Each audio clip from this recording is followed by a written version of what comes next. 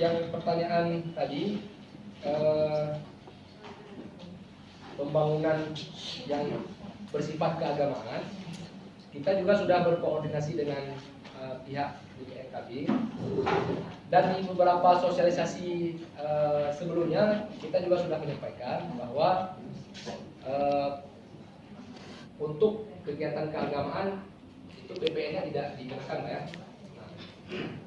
Namun setelah kita koordinasi, termasuk juga ada dari inspektorat, ini menyampaikan seperti ini Pak, dana desa ini itu kan sumbernya dari APBN,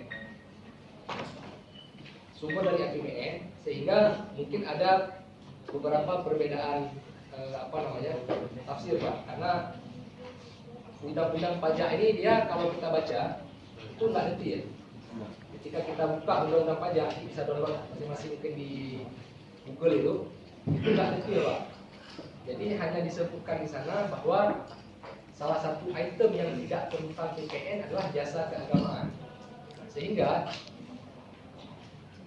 berbeda argumen lah di sini Pak. Nah, di masalah jasa keagamaan ini, nah, kami sebelumnya ketika pernah menyampaikan di forum dana desa juga kita pernah sampaikan bahwa itu tidak terutang PPN-nya.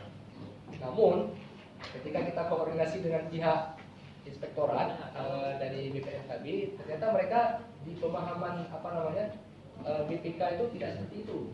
Nah, artinya kegiatan pembangunan masjid pun itu dianggap seperti kegiatan pembangunan yang lain, Pak. Nah, sehingga terbentur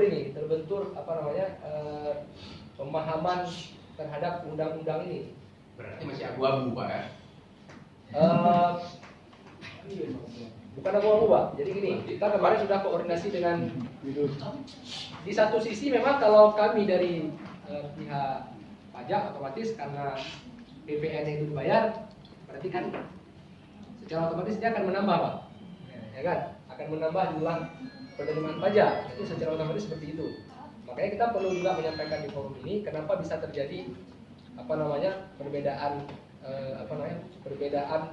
pendapat tadi. Nah, tapi sepertinya memang dari pihak Pemda itu memang sudah fix.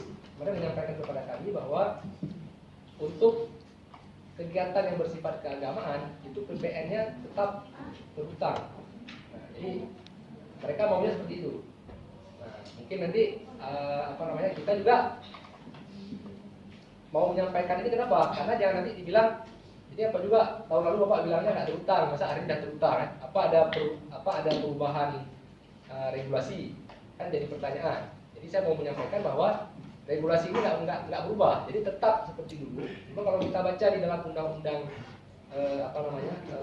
undang-undang PPN itu masih multitafsir Pak. Sehingga orang ketika menjabarkan apa itu jasa keagamaan, kalau bangun masjid dia masuk jasa keagamaan atau enggak? Nah, ini disinilah dia perbedaan pendapatnya di sini. Makanya ya udah akhirnya kita kemarin waktu dengan pihak BPN menyampaikan, Pak, nanti kalau misalkan sama bendahara desa tolong disampaikan seperti itu.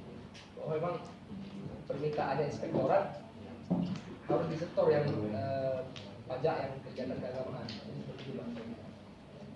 Nah, selanjutnya yang kedua terkait dengan billing tadi.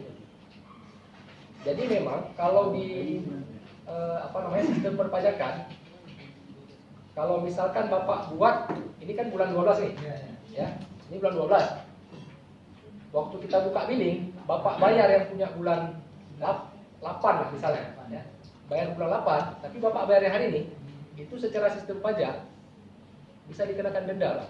Denda pajak lagi, Pak? Ya. Nah, kenapa? Ya, kenapa seperti itu? Karena dianggap dia tidak membayar tepat waktu.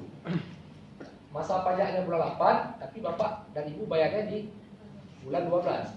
Ada dendanya. Berapa dendanya, Pak? Dendanya itu Pak 2% kali jumlah bulan yang telat. Untuk seluruhnya? Ya, pembayarannya 1 juta misalnya, atau 10, misalnya ini 1 juta pembayaran, ya. Kemudian masa pajaknya bulan 8, Bapak bayar apa dulu nih? Kalau Bapak misalnya bayarnya PPN, jadi PPN itu kalau masa pajak bulan 8 harusnya Bapak setornya di akhir bulan 9. Nah, tapi karena sudah setornya di bulan 12, berarti telatnya ada bulan 10, bulan 11, bulan 12.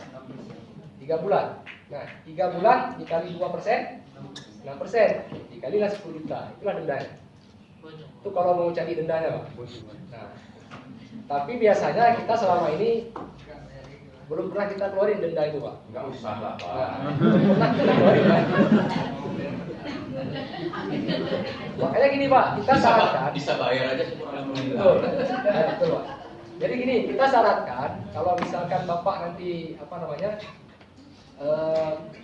bayar pajak, memang kita sarankan tepat waktu aja, Pak. Jadi misalkan kegiatannya dibuat di bulan 8, berarti di bulan 8 itu Bapak langsung bayar. Jadi kan kalau PPN itu batasnya 1 bulan. Berarti kalau kegiatannya di bulan 8 dikerjakan, boleh dibayar pajaknya di bulan 9. Karena batas waktunya 1 bulan. Nah, kalau yang untuk PPH, itu batas waktunya itu adalah tanggal 10 bulan berikutnya. Jadi kalau misalnya Bapak buat kegiatan di bulan 8, berarti paling telat bayarnya itu tanggal 10 bulan 9. Seperti itu, Pak. Itu untuk menghindari yang tadi, Pak ya. Nah, karena gini, kita kadang-kadang di kantor pajak ini ada denda yang itu bukan kemauan kita, Pak. Karena kita juga orang yang diperiksa sama BPK, jadi BPK itu juga memeriksa kami. Nah, cara mereka periksa gimana? Mereka buka sistem, mereka lihat ini ada yang telat tapi nggak dikeluarin dendanya sama orang pajak. Kenapa? Kita ditegur juga, Pak. Ditegur, kenapa kamu nggak keluarin denda untuk yang ini? Nah, akhirnya kalau alasannya jelas kita bisa jawab. Kalau alasannya nggak jelas, secara otomatis kita juga walaupun dengan berat hati harus kita keluarin juga akhirnya. Ya, karena kita nggak punya jawaban kenapa ini bisa telat. Karena kita tidak punya jawaban, ya secara otomatis kita